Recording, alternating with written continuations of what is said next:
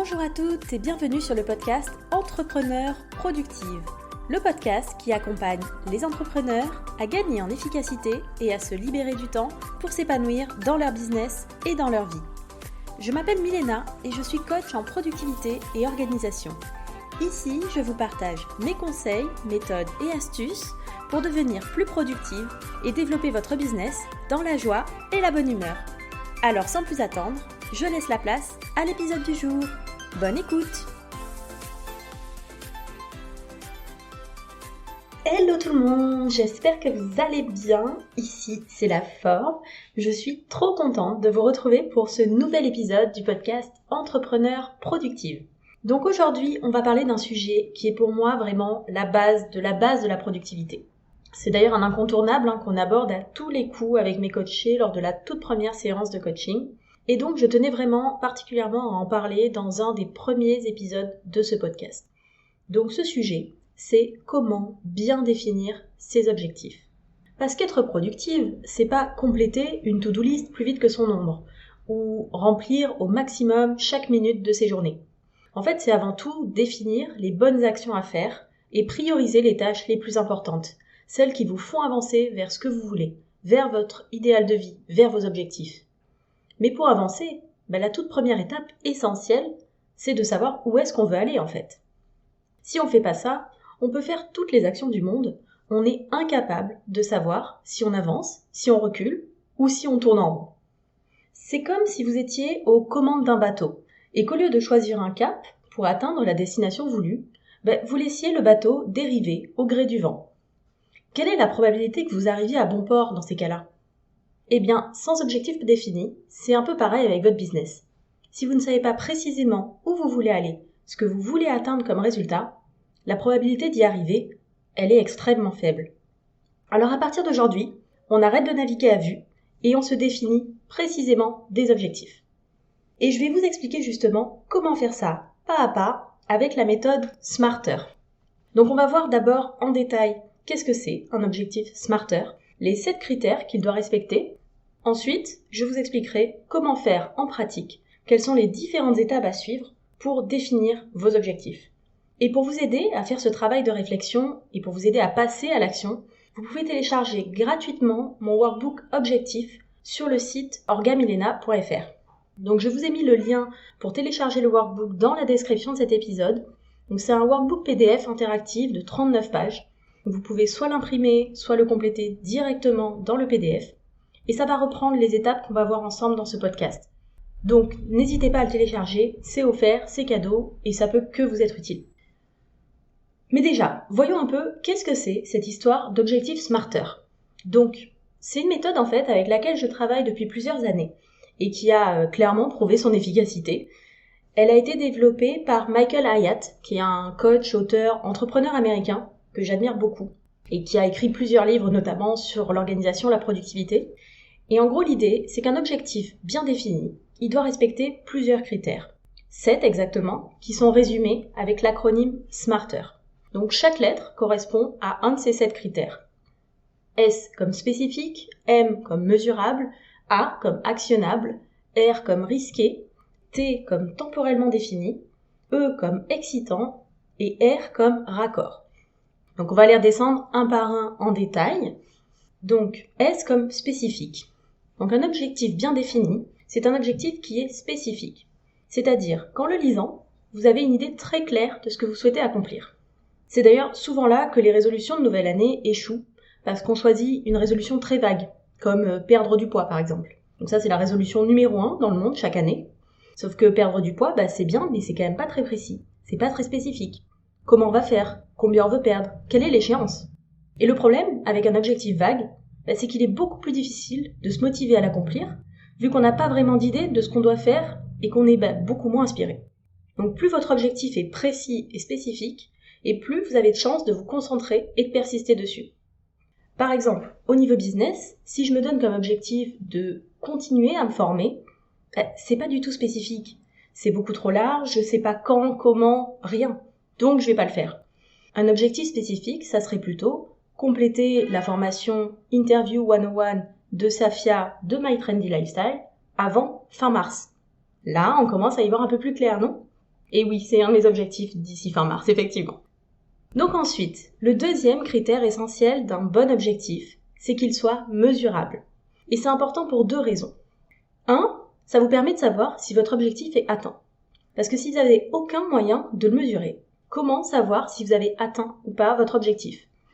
Par exemple, si je me fixe comme objectif augmenter mon chiffre d'affaires, est-ce que si j'ai gagné 10 € de plus que l'an dernier, j'ai atteint mon objectif? Ou si c'est 1000 €? Ou si c'est 100 000 €? En fait, dans tous les cas, j'ai augmenté mon chiffre d'affaires. Donc en théorie, dans tous les cas, j'ai atteint mon objectif. Mais bon, vous voyez que c'est quand même pas les mêmes paliers. Alors que dès qu'on a un objectif qui est mesurable, on voit tout de suite si on l'a réussi ou pas. Et ça, c'est quand même vachement plus motivant, non? Et le deuxième intérêt, c'est que ça va vous permettre de mesurer les progrès accomplis. Avec un objectif qui est mesurable, vous savez exactement où est-ce que vous en êtes par rapport à ce que vous voulez accomplir. Ça vous permet aussi de découper votre objectif en différents jalons, en différentes étapes, et donc de rendre votre objectif plus facilement réalisable. Allez, on passe au 3e critère, A comme actionnable. Pour augmenter vos chances de succès, il faut aussi que votre objectif soit actionnable, c'est-à-dire qu'il précise quelle action vous devez accomplir pour l'atteindre. Le plus simple pour ça, c'est tout simplement de définir votre objectif avec un verbe d'action. Par exemple, disons que vous avez envie d'améliorer votre état d'esprit, d'être plus positive. Être plus positive, ça encourage pas trop à l'action. Et d'ailleurs, c'est bien trop vague pour remplir les 2 premiers critères, spécifiques et mesurables. Mais à la place, si vous fixez comme objectif, par exemple, noter 3 choses pour lesquelles je suis reconnaissante chaque jour, là, on est clairement dans l'action et la précision. 4e critère, R comme risqué. Quand on parle de définition d'objectif, on entend souvent qu'il faut que l'objectif soit réaliste. D'ailleurs, c'est à ça que correspond le R dans les objectifs SMART, si vous connaissez un peu le concept. Mais moi, en fait, j'ai pas envie de vous dire d'être réaliste. J'ai envie de vous inviter, de vous encourager, au contraire, à choisir un objectif risqué. Parce que le problème, quand on cherche à fixer un objectif réaliste, c'est qu'on a tendance à mettre la barre trop bas. Notre cerveau, en fait, a un énorme biais qui nous pousse beaucoup plus à éviter l'échec qu'à essayer d'accomplir et de réussir le maximum. Donc en choisissant un objectif réaliste, on prend le risque, en fait, de ne pas vraiment réaliser tout notre potentiel. Et puis, un objectif réaliste, c'est quand même pas hyper motivant. Et du coup, vous aurez beaucoup plus de mal à dépasser les difficultés que vous allez rencontrer. Alors qu'un objectif qui nous fait sortir de notre zone de confort, qui est un peu risqué, ambitieux, c'est quand même beaucoup plus inspirant, non? Et bien sûr, quand je dis un objectif risqué, ça veut pas dire non plus complètement inatteignable. Si je reprends mon exemple de chiffre d'affaires, disons que j'ai fait 10 000 € ma première année d'activité, si je me fixe comme objectif de faire 1 000 € de plus la 2e année, donc ça fait même pas 100 € de plus par mois, bon, c'est quand même pas hyper motivant. Par contre, si je me dis, ok, la 2e année, je fais 1 million d'euros, là, ça paraît peut-être un peu irréaliste quand même. Et en fait, du coup, si c'est irréaliste, je vais même pas essayer. Du coup, il faut arriver à trouver un entre-deux. Un objectif qui est risqué, challengeant, mais en même temps, qui est possible. Donc dans ces cas-là, par exemple, je pourrais me dire, ok, on double le chiffre d'affaires. 20 000 € la 2e année. Ça reste un très beau challenge, mais je peux le faire. Et donc, je peux me motiver à dépasser les difficultés et à y arriver. Et ensuite, le 5e critère d'un objectif smarter, c'est qu'il est temporellement défini. Et pour ça, on a différentes formes en fait possibles. Soit on peut définir une échéance, donc dire je veux atteindre tel objectif de chiffre d'affaires avant le 31 décembre 2021 par exemple. On peut avoir une fréquence quand on parle d'une habitude. Ça va être par exemple 5 fois par semaine. Et un temps de déclenchement. Donc une heure à laquelle on va faire cette action. Ça va être à 6h30 le matin. Donc par exemple, si j'ai comme objectif de lire plus sans aucune précision temporelle, je pourrais très bien atteindre cet objectif dans les 10 prochaines années. Mais si je me fixe comme objectif lire 1 livre par semaine à compter du 1er janvier, là, je sais que je vais devoir commencer à m'activer un peu, quoi. Et du coup, l'idée d'être temporellement définie, c'est qu'on va créer un sentiment d'urgence. Et ça va vraiment nous aider à passer à l'action. Et c'est pour ça d'ailleurs qu'on est beaucoup plus efficace généralement quand on a une échéance proche qui arrive. Donc typiquement, si je me dis je vais lire 52 livres d'ici le 31 décembre de l'an prochain, il y a des grandes chances en fait que je repousse mon objectif jusqu'au dernier moment. Et en fait, je vais finir par lire ces livres, si j'y arrive, sur les 3 derniers mois de l'année. Alors que, dans l'autre sens, si je me dis 1 livre par semaine, ça revient exactement au même, et pourtant, je vais avoir quand même ce sentiment d'urgence chaque semaine.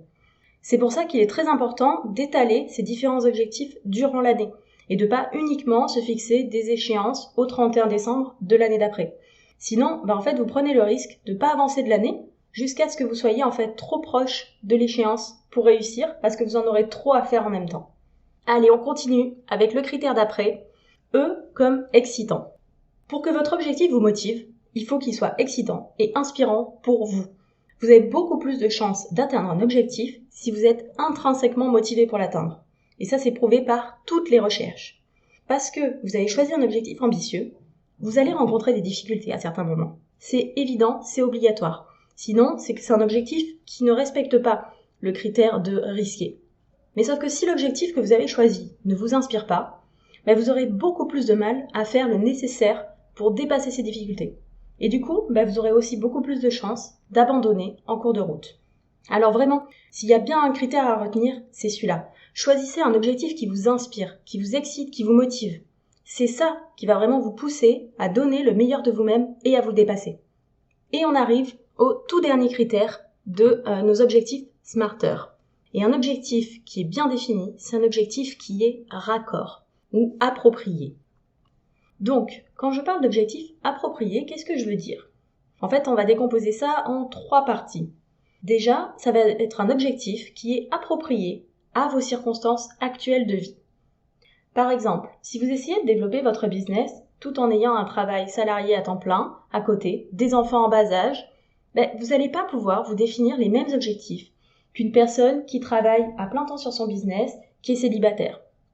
Il faut savoir se fixer des objectifs ambitieux, mais qui sont aussi compatibles avec votre vie actuelle. Par exemple, peut-être que vous aimeriez tout lâcher pour faire le tour du monde, mais votre situation financière actuelle le permet absolument pas. Donc, il faut revoir votre objectif pour résoudre ce problème en priorité, en se fixant par exemple un objectif, un certain montant d'économie à la place. Et c'est pour ça que ce critère, en fait, il vient en dernier, parce qu'il vous permet de vous faire une dernière vérification avant de vous engager dans vos objectifs. La deuxième partie, c'est que c'est le moment aussi de vérifier que vos objectifs que vous voulez vous fixer, ils sont alignés avec vos valeurs. Parce que ça peut paraître évident, mais des fois on se fixe aussi des objectifs à cause de la pression sociale, à cause de ce que font les autres personnes, nos concurrents, nos collègues, les gens autour de nous, ou notre famille, ce qu'on attend de nous. Et c'est important en fait de résister à cette tentation, d'autant plus si ça vient en contradiction avec ce qui compte le plus pour vous. Par exemple, vous pourriez choisir comme objectif de doubler votre chiffre d'affaires. Mais en même temps, si le plus important pour vous, c'est de passer un maximum de temps en famille, cet objectif-là, il n'est peut-être pas en accord avec ce qui compte le plus pour vous aujourd'hui. Et finalement, la dernière partie de ce critère raccord, c'est l'idée d'avoir des objectifs qui vont être alignés entre eux. Parce que vous allez vous fixer en fait plusieurs objectifs dans l'année, et on ne veut pas que ces objectifs ils soient en conflit les uns avec les autres. Parce que c'est comme ça que vous allez vous sentir frustré et que vous ne pourrez pas tout accomplir. D'où l'importance de définir des objectifs qui sont en harmonie les uns avec les autres. Et cela veut aussi dire qu'il ne faut pas se fixer trop d'objectifs en même temps, parce que vous risquez de vous sentir complètement dépassé et au final de tout abandonner. Et voilà, vous connaissez maintenant les 7 critères d'un objectif bien défini. Donc si on récapitule, on a S pour spécifique, M pour mesurable, A comme actionnable, R comme risqué, T pour temporellement défini, E comme excitant, et le dernier check, R pour raccord. Alors ok, vous allez me dire, la théorie c'est sympa, mais du coup en pratique, comment on fait pour choisir ses objectifs ? C'est ce qu'on va voir tout de suite. Donc la première étape pour travailler sur ces objectifs, c'est de faire le bilan, de faire un état des lieux, d'où est-ce que vous en êtes aujourd'hui. Donc pour ça, moi j'aime beaucoup utiliser l'exercice de la roue de la vie. Je ne sais pas si vous connaissez. L'idée, c'est de choisir les 8 domaines de vie qui comptent le plus pour vous. Donc ça peut être la santé, la famille, le travail, les finances, le couple, le développement personnel, ce genre de choses. Et pour chacun de ces domaines, vous allez vous poser plusieurs questions. Déjà, de façon un petit peu instinctive, vous allez vous demander, sur une échelle de 1 à 10, où est-ce que j'en suis aujourd'hui dans ce domaine ? Sachant que 1, ça va pas terrible du tout, et 10, c'est vraiment votre idéal pour ce domaine-là de vie. Et une fois que vous avez cette note, cet aperçu, À vous de noter également tous les points positifs sur ce domaine, ce que vous avez déjà réussi à accomplir, ce dont vous pouvez être fier, mais également tout ce que vous aimeriez améliorer, ce qui vous frustre aujourd'hui. Et aussi, à quoi est-ce que ça ressemblerait pour vous, le niveau 10, dans ce domaine. Et donc je vous invite vraiment à prendre le temps de faire cet exercice. D'ailleurs, vous pouvez le compléter directement dans le workbook objectif que vous pouvez télécharger. Donc le lien est dans la description de l'épisode. Et donc, une fois que vous avez fini cette première étape de bilan, d'état des lieux, j'aimerais que vous notiez les domaines de vie sur lesquels vous éprouvez le plus de regrets, de frustration. On a tendance à voir les regrets comme un sentiment très négatif qu'il faut éviter à tout prix. Mais en fait, c'est un très bon moyen de vous guider. Parce que les études ont prouvé que nous ressentons le plus de regrets quand nous avons la plus grande opportunité d'amélioration. Donc si vous éprouvez des regrets, c'est que vous avez encore la possibilité de changer les choses. Donc vraiment, réfléchissez aux plus grands regrets que vous avez par rapport à l'année passée, par rapport à votre situation actuelle. Et ça vous donnera un très bon aperçu des domaines dans lesquels vous devriez vous fixer des objectifs. Donc à partir de ces regrets que vous avez identifiés, vous pouvez commencer à noter un peu en vrac toutes les idées que vous avez sur ce que vous pourriez faire pour changer ça, pour améliorer la situation. Dans cette étape, du coup, on ne cherche pas forcément à formuler des objectifs précis, smarter.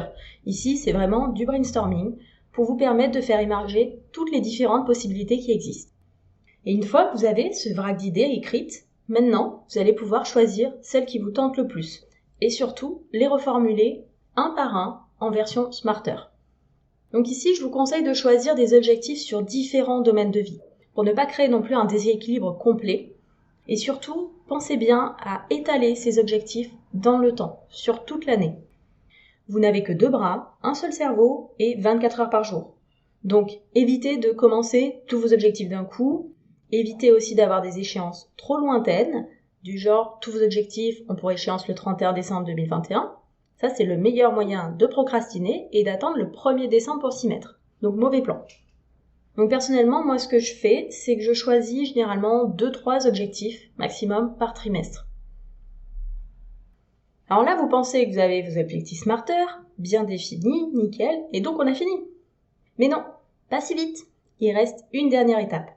Une étape qui fait vraiment partie pour moi du processus de définition des objectifs. C'est la réflexion, la définition de vos motivations clés. Donc, pour chacun des objectifs que vous avez choisis, vous allez noter toutes les raisons qui font que vous voulez accomplir cet objectif. Votre pourquoi. Qu'est-ce que ça va vous apporter d'y arriver? Qu'est-ce qui vous motive à le faire? Pourquoi vous avez envie d'accomplir ça? Et une fois que vous avez noté toutes ces raisons, je vous invite à en choisir les 3 principales, celles qui résonnent le plus pour vous. Ces 3 raisons, c'est vos motivations clés. Et c'est super important de les noter et de les garder à portée de main avec vos objectifs. Parce que vous avez choisi des objectifs risqués, ambitieux, qui vont vous faire sortir de votre zone de confort. Sinon, c'est que c'est pas des objectifs smarter, vous avez loupé un truc à l'étape d'avant. Donc il y a forcément des moments où vous allez rencontrer des difficultés. Vous allez douter, vous allez hésiter, vous aurez peur. Parce que vous allez devoir faire des choses que vous n'avez jamais faites avant. Et pour vous motiver et vous aider à dépasser ces peurs, justement, vous pourrez toujours vous raccrocher à ces motivations clés, à ce pourquoi. Donc vraiment, prenez le temps de faire tout ce travail de réflexion sur vos objectifs, sur ce que vous voulez faire cette année, dans les mois qui viennent, dans les années qui viennent, parce que c'est comme ça que vous pourrez réellement avancer dans la vie et être productive. Et si vous voulez aller encore plus loin et travailler sur votre plan d'action pour ces objectifs, ça sera directement dans le workbook que vous pouvez télécharger gratuitement à partir du lien dans la description de l'épisode. J'espère vraiment que cet épisode vous a plu. Si c'est le cas, vous pouvez me laisser une note, un commentaire sur votre plateforme d'écoute pour me dire ce que vous en avez pensé. Ça me fera très plaisir d'avoir votre retour et ça aidera aussi beaucoup le podcast à se faire connaître. Donc merci beaucoup d'avoir écouté l'épisode jusqu'au bout. Je vous souhaite une très très belle journée et je vous dis à bientôt pour un prochain épisode. Bye bye!